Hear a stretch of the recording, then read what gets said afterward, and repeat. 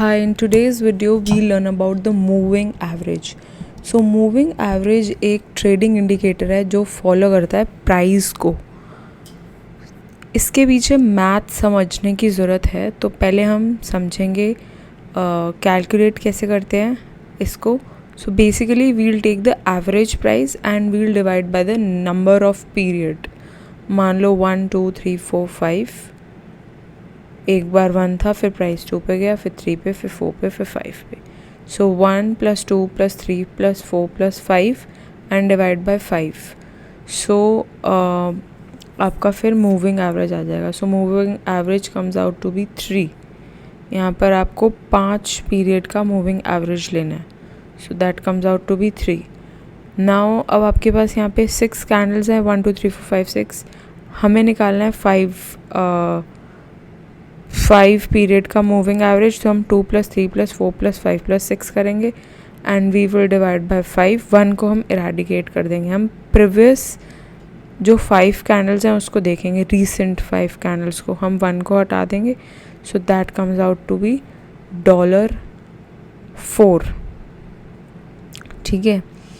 Now अब हमें समझने की ज़रूरत है. यहाँ पे आपको पूरी मैथ समझ में आ गई. मूविंग एवरेज कैसे निकलता है, हमें उन सबको ऐड करके डिवाइड कर देना है. That is how the moving average will be calculated. Now we need to identify market structure using moving average. जब the price is above the 200 period moving average, so it's in an uptrend. But when the price is below the 200 moving average, it is in a downtrend. And when the price chops up and down 200 moving average, उसे हम बोलेंगे ranging market है. Now अब हम इससे एक बार trading view पर भी देख लेते हैं. यहाँ पर आप देख सकते हो हम ने मूविंग एवरेज वाला फंक्शन लगा दिया 200 डे वाला. सो यहाँ पर आप देख रहे हो कि हमारा MA 200 के ऊपर है. So here it's in an up trend. Ethereum USD.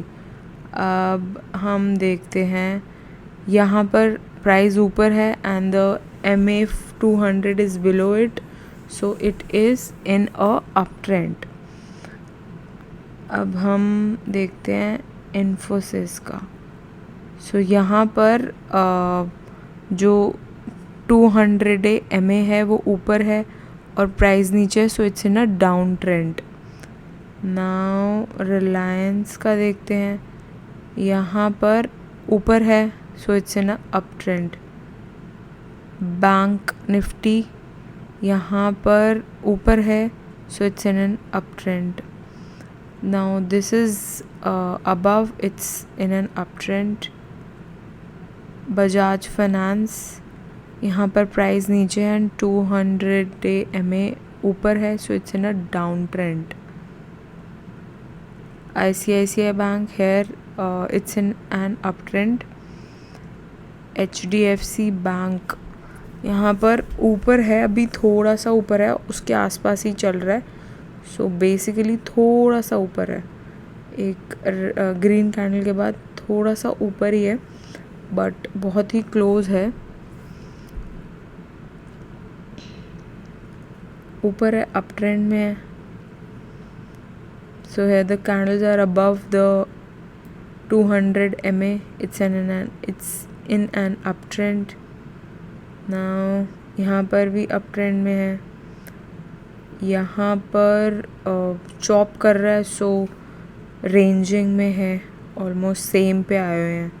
So it's ranging, उसके आसपास मिल रहा है. यहाँ पर ऊपर है, अप ट्रेंड में है. यहाँ पर नीचे है, डाउन ट्रेंड. प्राइस ऊपर है, अप ट्रेंड में है. मोरिको अप ट्रेंड में है, up trend. So it's almost उसी के आसपास कर रहा है, तो रेंजिंग बोल सकते हैं इसको. Up trend, down trend,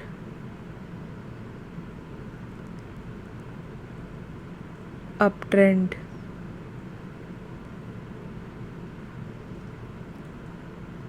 downtrend.